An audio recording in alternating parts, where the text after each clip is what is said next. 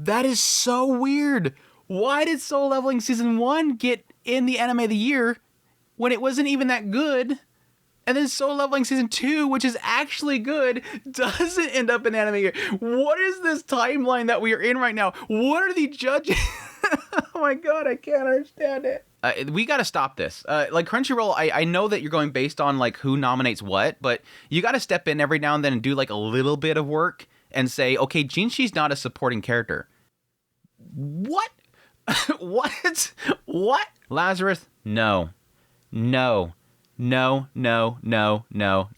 Ladies and gentlemen, it is that time of the year, yes, the most exciting time for anime fans, where we all gather together and laugh at the Crunchyroll Anime Awards. Laugh at what some random judges that maybe potentially watch maybe 5 shows in the year pick to be the greatest anime of the year. I hope we have some good nominations this year. I've already seen the main character one.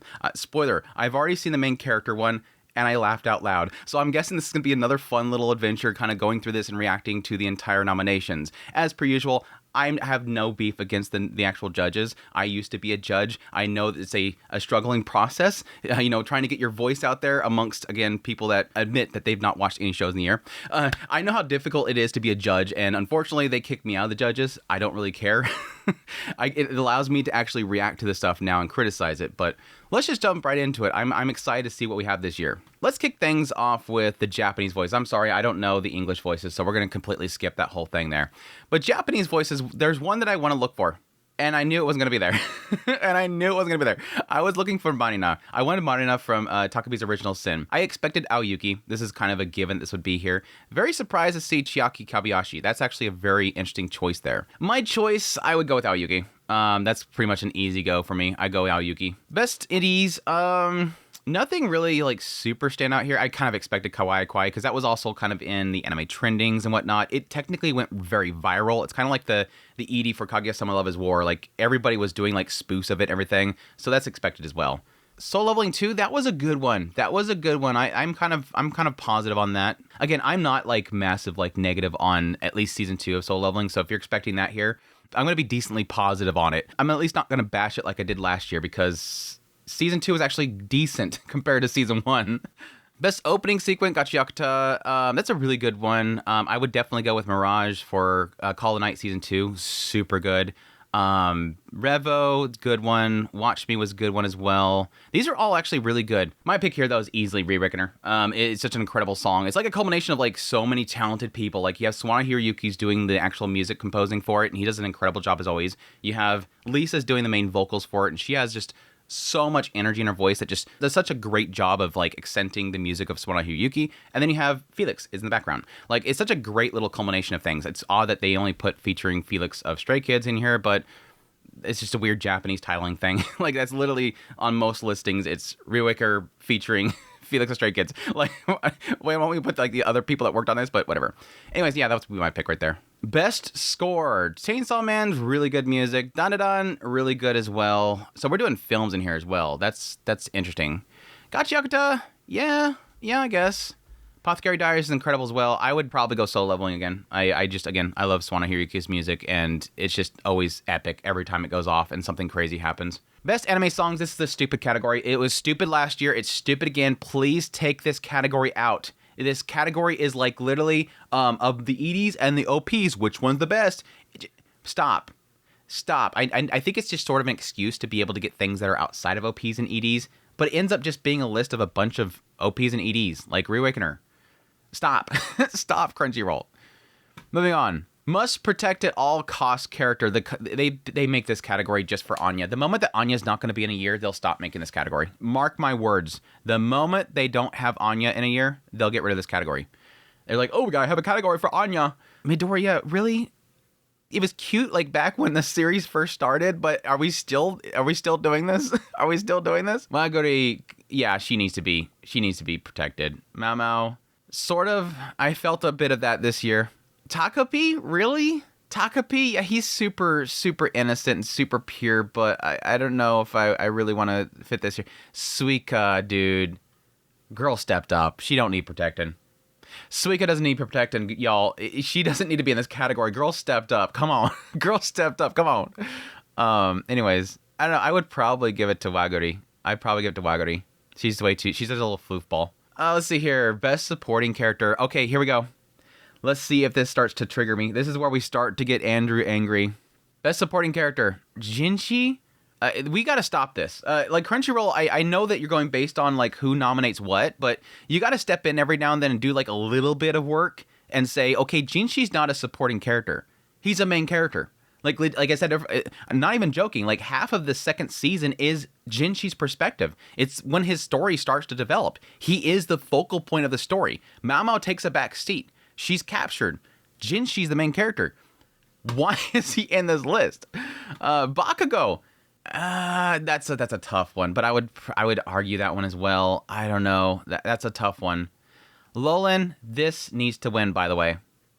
Lolin, and this is spoiler, Lolin needs to be number one. Like this got robbed of her in other lists, and it's frustrating.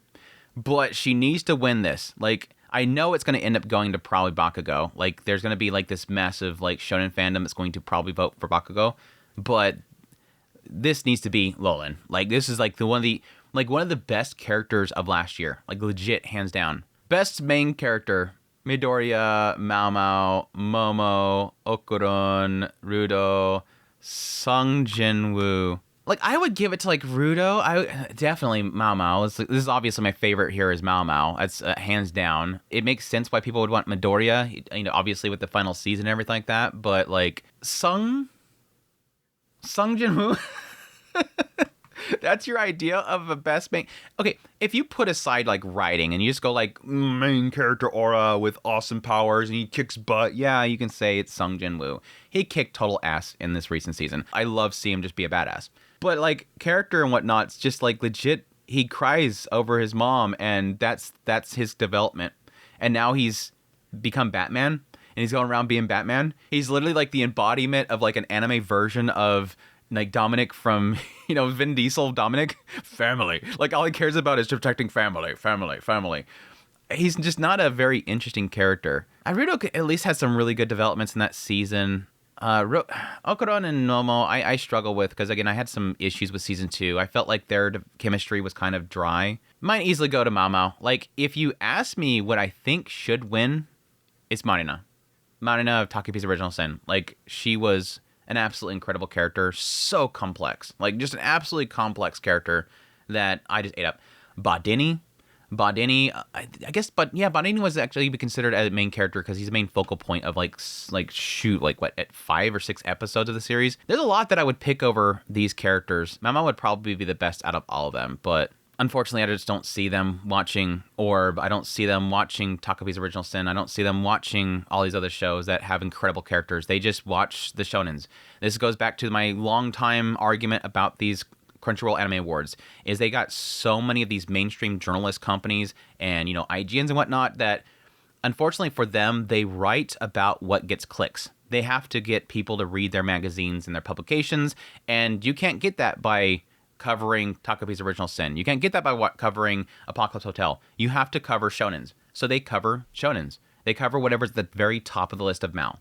They don't look at anything else that has incredible character writing. Best slice of life. Well, I'm shocked that Anne Shirley's up there. What? I just got done complaining about this stuff. It's like suddenly, why is Anne Shirley in this? That's kind of a shocker. Blue Box. I dropped it. No. State of the Animation. Yeah, a lot of fun little slice of life moments. Mostly comedy, though. I wouldn't really classify it as slice of life. It does have a slice of life tinge to it now and then. Dress Up Darling. That's a solid pick. Spy Family. No. You don't typically classify what is majority a war story and terrorism as a slice of life. But go ahead, I guess. Fragrant Flower Blooms is probably the most like slice of life out of all of these. Between City and Fragrant Flowers, probably the most slice of life out of all these. Maybe Dress Up Darling as well. I would admit, I have to say that last year was very light on slice of life. Like, the only one that would probably add to this list and probably vote for it would probably be Ruby Rocks. It's the only one that's, like, super, like, slice of life. Drama. Best drama. Another Anne Shirley. Blue Box again. Orb. Wow. Takepi's Original Sin. Wow. This must be the category that all the judges were like, I don't know anything drama. What they anime fans watch drama? I didn't know that there was anime that was drama. Okay, and it just goes to the actual people that watch stuff. The actual judges that watch stuff are like, oh, don't worry, I got you covered. Orb, Takabe's Original Sin, Apothecary Diaries. Summer Car Dies is a really good one as well. I think the drama in that one's really is what kind of grabbed me. Unfortunately, it spins its wheels. That's the unfortunate thing. Like, it just doesn't go anywhere with it. It just keeps bringing it up over and over again. That was my big criticism of it overall, but I enjoy it. Orb and Takabe right here is probably the big ones. I kind of want to say Apothecary Diaries too. This is a toughie. This is like one of those ones where you start to go, well, if this is the only place that Orb is going to be in, I want it to be Orb.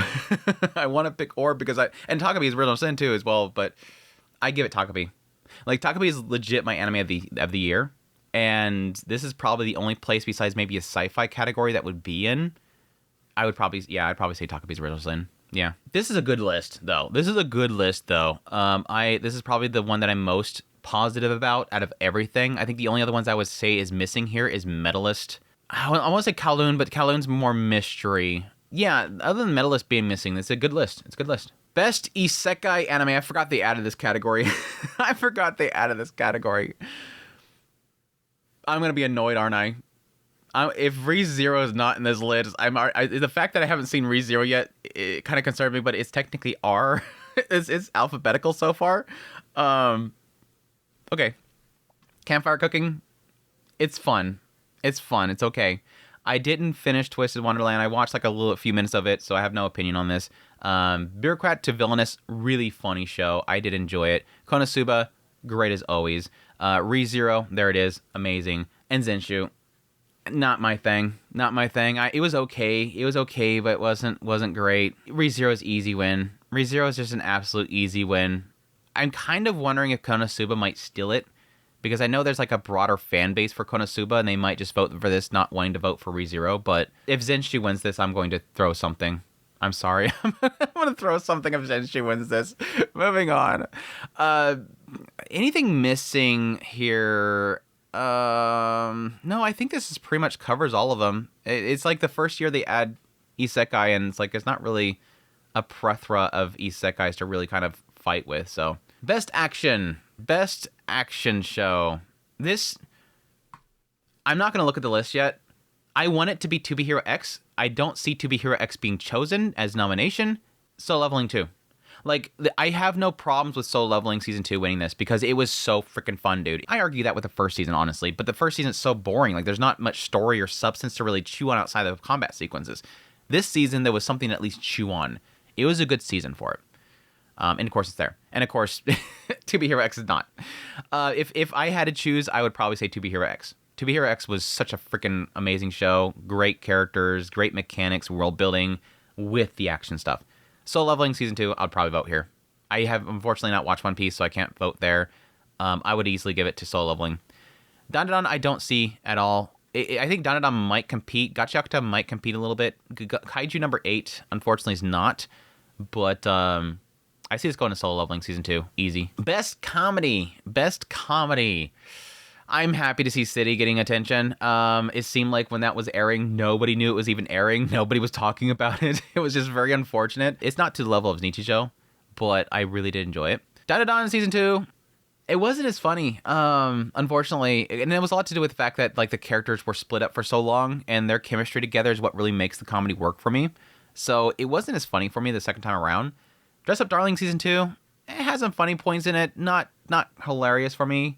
Ranma 1/2 Season 2 was okay. It's dated. It's got a little bit of dated comedy in there, but it was still good for me. My opinion, it wasn't a really strong year for comedy last year. I think the only thing that's really kind of missing here that I found good as well was 100 Girlfriends Who Really Love You. Tojima wants to be a Kamen Rider, but that's technically flowing into the next year. I'm sure they probably allow that one as well. We also had Isekai Quartet, but just not a lot of really funny shows last year. Best romance. This will be a tough one. Not really. Tough for people because I think Blue Box had a lot of popularity. Dandadan, there wasn't much romance in this. It's there, but it's not even the second season is much less than usual. I mean, they had maybe one or two moments was ooh, some Doki Doki's happening. Honey Lemon Soda, no. This show, no. No, I'm sorry, no. No, not my type of romance.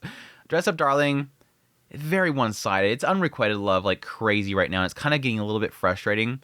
Round one half, yes, shampoo love in there. Sure, I'll go with it. I think this easily goes to Fragrant Flower Blooms. I think this easily goes this. This is probably one of the very few romances that I'm like, I kind of like this. I feel this. I feel what's going on here. It's still a little bit, in my opinion, a little bit dry compared to something like, Danger to My Heart or something like that, but it's still good. I see this hands down going to Dandadan, unfortunately. People watching this don't expect anything but Dandadan. Expect Dandadan's going to win.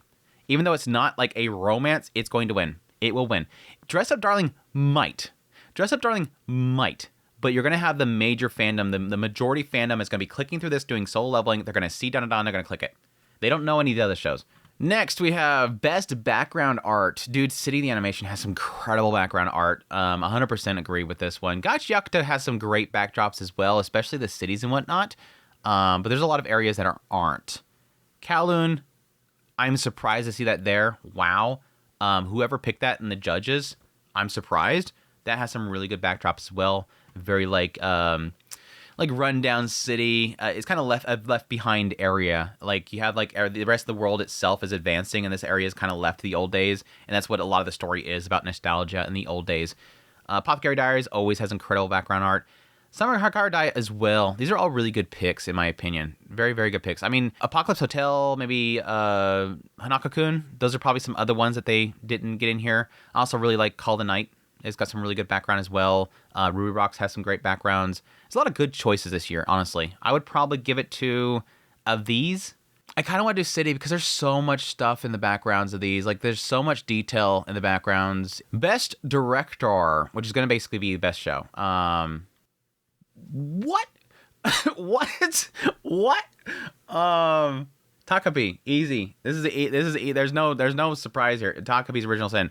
What this team did with bringing that manga to life deserves all the credit in the world. And the fact that from the very beginning they said we're not going to change anything.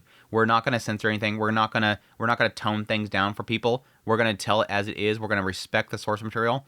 And they took a lot of scenes and elevated it. Like, there's so many moments where the artistic direction just kind of directing overall. There's going to be art director in there as well, key artists and all that kind of stuff involved. The entire team, obviously, but what they did with this was incredible. It was very, very incredible. The missings in here, because like a lot of this stuff I don't care. Like Dandadan, yeah, there's some points that are really incredible, even though they make some really terrible mistakes, like the whole thing with X Japan. I like how Dandadan season 2 is on here when they literally made such a massive mistake, like using X Japan and getting in trouble with their own company, Sony, for using X Japan's likeness in the anime. But we're gonna celebrate them as the director of the year. I'm surprised no Soul Leveling season 2, because I remember the director I think last year won ? Could be wrong there. The big misses here, unfortunately, is Apocalypse Hotel, and Orb. What the Orb team did with that was great, because it didn't seem like Orb had a really good budget. So I give Orb a lot of credit for the fact that they did what they did with it. But yeah, easy for hands down. It's got to go Takabi's Original Sin. I see My Hero Academia probably winning this one. I predict My Hero Academia winning this one. Best character design, Toilet Bound Hanaka-kun. It's not going to be in the list. I know it's not. I still got some scrolling to do, but it's not going to be in the list. But it's hands down. Toilet Bound Hanaka-kun has some of the most unique and incredible art styles ever. Takabi's Original Sin would be an okay one to get in this list as well, even though I'm like 100% sold on its style. I think of so far Gachiakta, definitely. Dandadan, it's okay. I like it. Dress Up Darling's not that unique, even though I do like the designs. But I would probably give this a Gachiakta so far. One Piece, unfortunately, I've never been like a massive fan of. I know that like over time, there's so many characters you just fall in love with, and it's got some uniqueness to it. I mean, with how big the cast is of One Piece, I do give this author incredible honor in the fact that they are able to keep their characters so unique, and that requires them to be very, very expressive and uniquely designed. Takabi's Original Sin, I like it, but I not that much. Again, it's unique. It's unique, but it's not great. Apothecary Diaries, again, it's not super unique. Like it's very anime looking, even though I do love the designs and the characters and everything. Like Lolan and stuff like that are just gorgeous, but Gachiakta, it's got the most uniqueness to it. It's got a style that I like. I hate the teeth thing that the main character does. That stuff freaking ruins it for me. Like I want to shut the show off the moment that does that. Like when it gives his like super creepy face, I just want to shut the show off. Like, that stuff is just, like, stop. I give it to Gachiakuta of all of these, honestly. Best animation. Okay, Takabe's original. Okay. I was gonna say. If Takabe's Original Sin's not in this list, I'm shutting everything off. Shutting it all off, dude. No doubt Soul Leveling Season 2 is going to win this. I'd be surprised if My Hero Academia fans can band together and fight against... It's going to be like the longtime fans of anime that watched so many seasons of Hero Academia. Are they going to band together to fight against the new thing, which is Soul Leveling Season 2? That's going to be a big, interesting thing there. Can they beat the new fans of Soul Leveling? I don't think so. The amount of Soul Leveling Season 2 fans are immeasurable compared to anything else on their platform. It's going to clean sweep this. I want Takabe to win, though. Because Takabe is like artistic expression. Like, it's not just it looks cool and the fighting is amazing, and there's some artistic expression there, of course, obviously. But with Takabe's Original Sin, it like takes every scene and it enhances the emotion and the feel of the moment through visual storytelling. For example, the boy sitting down to have the pancakes as a reward for studying well. He fails his tests and thus his scores are bad. So the mother puts the pancakes out there and the smell is erupting around him and he can't have it. And it just shows that, like, you know, visual perspective of him being isolated from his mother. Like, that kind of stuff is visual storytelling that they did with this series. It looks so freaking good. Oh, I love it to death. I wouldn't be mad if Soul Leveling Season 2 wins, honestly, because, again, I think it looked incredible. I think it did look very, very good. So I'd even give it to My Hero Academia. I wouldn't be mad there as well. That's probably the ones I go for. Dandadan, a close second to these two. But Hero Academia and Soul Leveling, I wouldn't be shocked that they would win, and I wouldn't be upset. Best Original Anime. Thank you, Apocalypse Hotel, for at least being in the list. If anything beats Apocalypse Hotel in this, and it's going to happen, I'm going to be extremely disappointed. Digimon, technically, I did not watch, so I can't criticize this one. If it wins, I'd be like, well, okay, I guess I missed something. Lazarus, no. No. No, no, no, no, no. Please, no. Nah. This show is so bad. The sound design was horrible. They didn't even utilize the choreography for the fight sequence was well enough with that whole thing. The music was so off point so many times, which is really incredibly like disappointing for the team that's working on this. The story itself is so blah. There's like even points where I literally scream at my screen, the bad guy's right there. You're literally talking at the bad guy. I can see that it's him, and you literally walk away from him. You could have stopped all these episodes. Why are you showing his Wikipedia page as your research into him? Like, everything around this show is so dumb. No. If you like it, I'm happy you enjoy it, but no, it's not me. Mobile Suit Gundam Jikuaksu, it's good if you're a longtime fan. Even longtime fans I've seen had problems with it, but I enjoyed it. But the main characters suck. Like, the main character is so blah.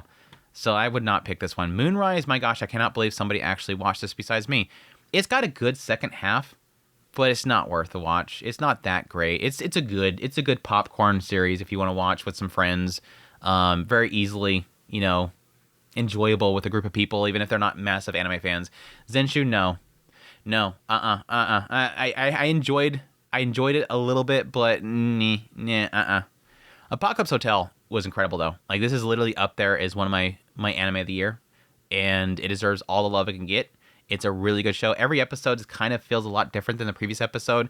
It's got a lot of heart to it. It's a really cool look into like a post-apocalypse setting. The characters are a lot of fun.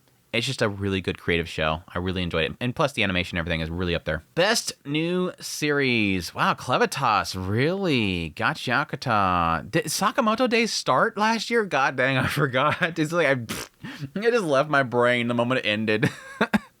Takabe's Original Sin. Fragrant Flower Blooms and Hikaru.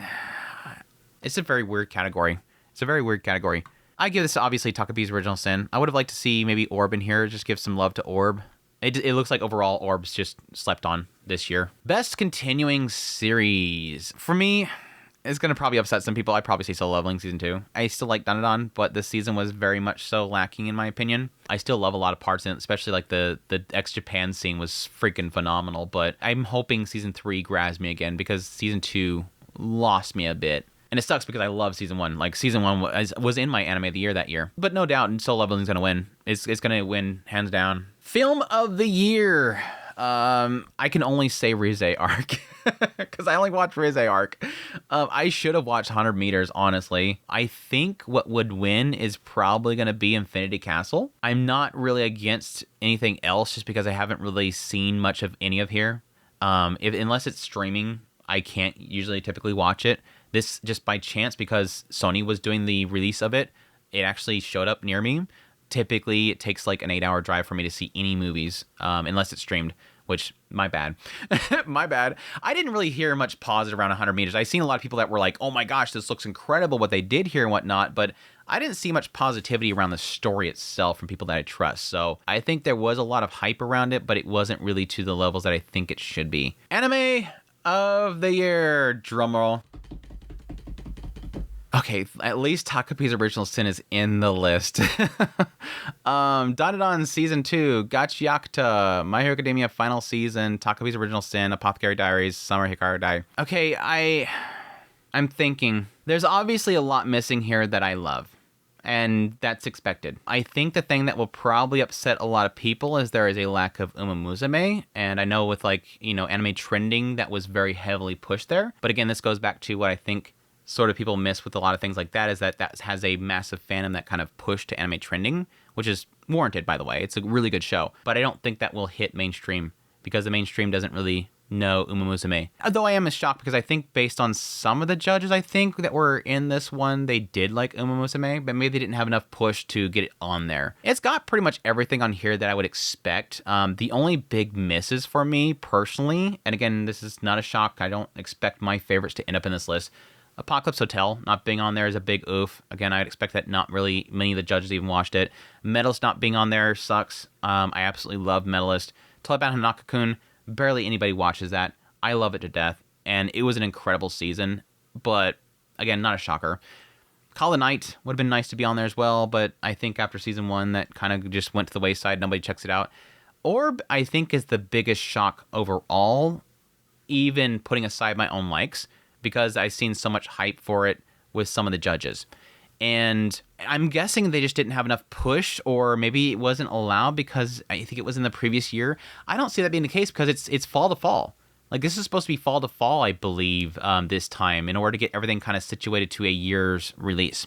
So for Orb not to be there is kind of odd, unless it's just, again, not many of them even watched it. That's a shocker. In the end, it's a good list. I'm not really too upset about these choices. It's got these artistic shows that not many people watch. It's got the middle area where it's popular, but at the same time it's got really incredible storytelling.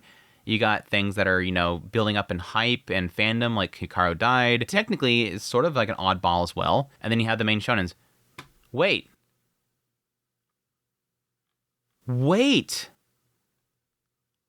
Is this a bug? Let me refresh it. There's no soul leveling. Oh my god, there's no soul leveling season 2 in the anime year choices. That is so weird. Why did soul leveling season 1 get in the anime of the year when it wasn't even that good? And then Soul Leveling Season 2, which is actually good, doesn't end up in anime year. What is this timeline that we are in right now? What are the judges? Oh my god, I can't understand it. I don't get these judges anymore. They don't make any sense to me. I came into this year's Anime Awards going, I'm expecting Season 2 of Soul Leveling to end up in here, and I'm going to accept it okay this time because it was at least entertaining, and there was something of substance to chew on. It wasn't great, but I'm like, I can at least understand people enjoying this now. And it's not here. Everybody knew the reason why season 1 won is because season 2 ended on the day of the voting happening, and people were voting for season 2 because it was such a good season. And now it's not here. My Hero Academia is going to win. Because Soul Leveling's not here, My Hero Academia is going to win. Hats off to the judges, by the way, for at least not having Soul Leveling up on here for the anime of the year. Because, to be honest, everything here is better than it. Dandadan Season 2. Yeah, I can make an argument for it. Gachiakuta, I can make an argument for it. My Hero Academia had a lot of hype around it. People were absolutely thrilled by how it ended. Takapi's Original Sin, 100% should win. It's my anime of the year. Apothecary Diaries, right up there with Takabi's Original Sin, should win. Hikaru dies.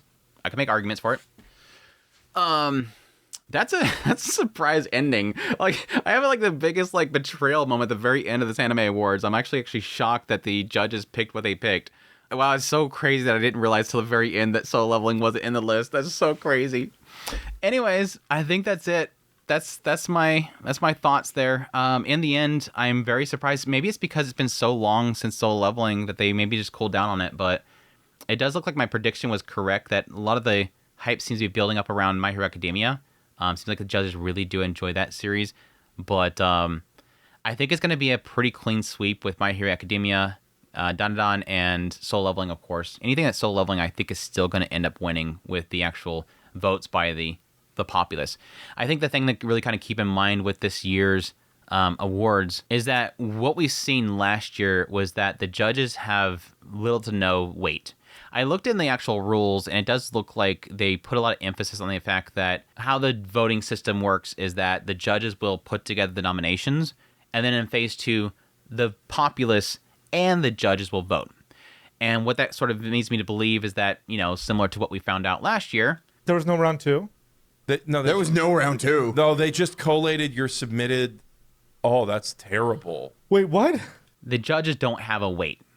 And some people can see that as a positive thing. I sort of see it as a semi-negative thing. In my opinion, they should have really good judges that understand a plethora of anime and are vetted to have watched a plethora of anime in order to steer the vote.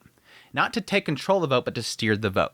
And the fans themselves can choose what they like, but at the same time not just dogpile on one show and that show wins everything. That's how you get My Hero Academia years. That's how you get the, you know, Soul Leveling awards, that kind of stuff. So we'll see how that sort of works this year. I'm assuming that either they know what the judges vote for in the actual voting process and they give that more weight, or they're just saying they're going to click the same things you're going to click and you're going to vote along with them and their weight's going to be the same as yours. If it does end up the second way, then we're going to probably see, like I said before, you know, My Hero Academia and Soul Leveling winning everything. But we'll see. I'm decently positive about this list. I'm not super hating what I'm seeing. I think the end result's going to probably be like we usually expect, but at least it's decent. It's a decent list. I think the only big flops is that Jinshi's in the supporting characters. He shouldn't be. But I hope you guys enjoy this video as always. If you did, hit the like button down below. If you like this content and want to support y'all more, become a member. Until next time, y'all take care.